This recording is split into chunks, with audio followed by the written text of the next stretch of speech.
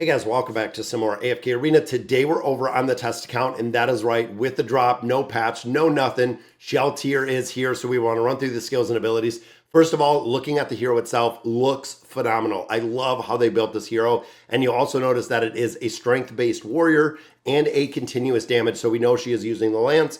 A couple other things I want to run through everything this hero is going to bring. Then we can also look at her in the Arena of Trials, see exactly what she looks like. So looking at our first ability, which is the Purifying Lance, this is the ultimate skill that she possesses. So she leaps in the air, hurls the silver lance, dealing damage equal to 350% of the attack rating to enemies in their path and dispelling enemy buffs. That makes her an absolute priority when it comes to PvP. In addition, depending on where her damage falls, 350% of attack rating is pretty good. This damage cannot be dodged. That means when it comes to Rangers, when it comes to our big dodge heroes, unfortunately, they're going to take a ton of damage with this. While casting the ultimate, she is immune to control effects and is invincible and untargetable. I like the invincible part. I do not like the untargetable because that means the rest of your team could be targeted at that point when she is not. So it does increase the damage up to 550. When Purifying Lance deals damage, it also deals an additional divine damage equal to 150% of the attack rating. So not only are we getting a 550% hero attack rating damage, we are getting a boost in here, which is divine damage. So pretty cool to see. Second ability is Minimize Magic. The Vermilion Nova unleashes vermilion flames that envelop the enemy hero with the highest attack rating or the enemy boss for 5 seconds.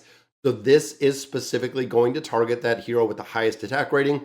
Again, thinking back to Treasure Scramble PvP, this is going to be huge. And then, of course, boss battles, it is going to burn the boss as well, during which the enemy suffers health loss equal to 150% of the attack rating. So this is a damage over time that she is doing right there.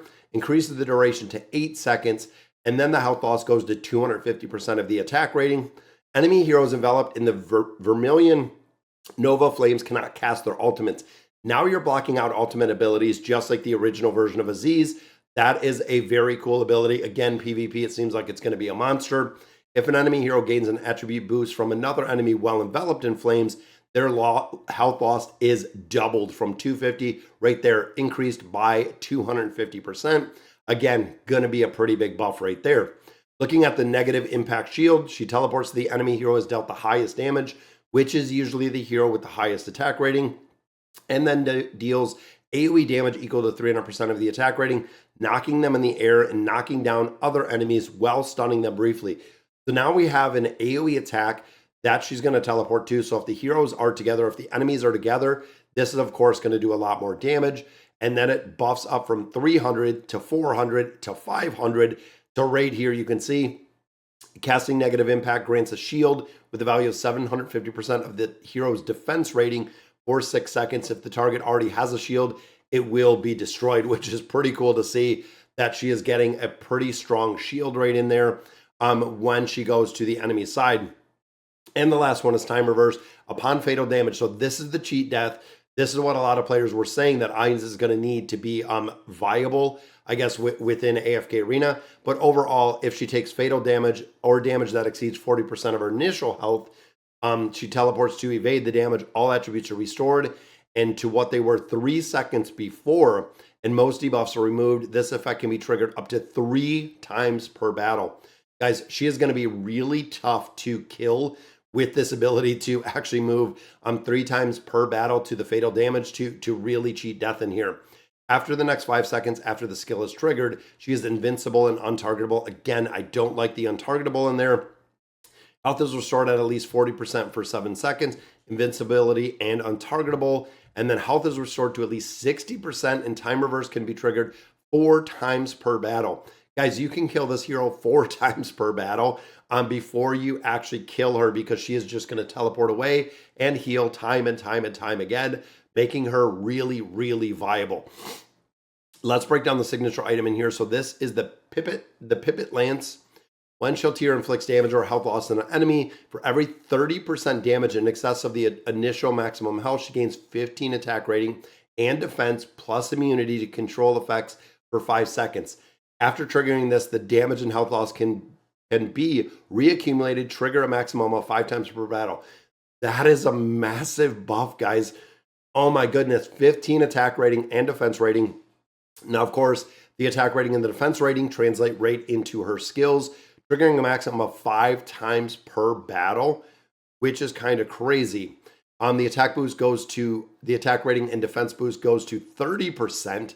Duration goes to 8 seconds, and then maximize magic also dispels most of the enemy's buffs. If she receives fatal damage during the control immunity and the skill, then the trigger time reverse will restore 100% of the health. This effect can be triggered up to 1 time per battle. Very nice. That means looking at the plus 40, not really going to be a requirement, short of probably the PvP. If she receives fatal damage during the control immunity from the skill, it will trigger the time reverse and restore 100% health versus the 60% health. I am super glad. I know the skill wise and the damage wise, but I'm very excited that this is not going to be a requirement when it comes to regular gameplay. Again, PvP, this could really make a big difference, but overall, her skills and abilities definitely pretty locked in. Then we have the furniture here. She receives 85% less damage from health loss from summons. That is pretty interesting. So anyone who uses summons, 85% less damage. That is kind of crazy. When negative impact shield deals damage, each enemy in range increases the skill damage by 25% and prolongs the stun by 3 seconds. That is going to be a really, really big stun, guys. And of course, the exchange for this hero, nothing is up at this point short of the hero on the test server. Remember, this hero is dropping January 1st, 2025. So we still do have a little bit of time before this hero actually gets dropped.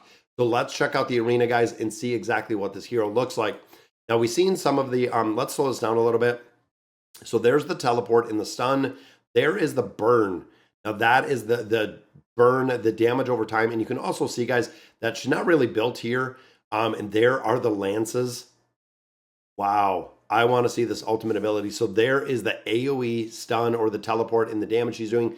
There's the ultimate, which shoots over those lances, taking out everybody in the entirety. Let's see what it looks like using it here to defeat some of these enemies.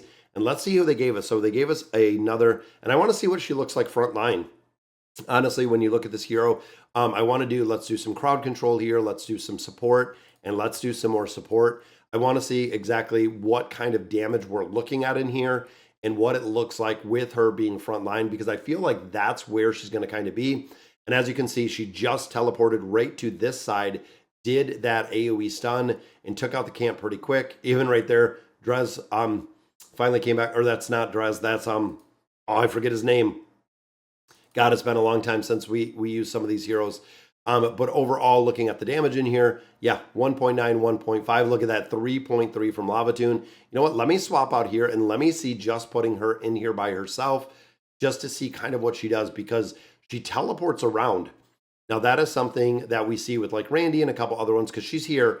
Boom, she'll teleport right there. AoE all 4 of them down.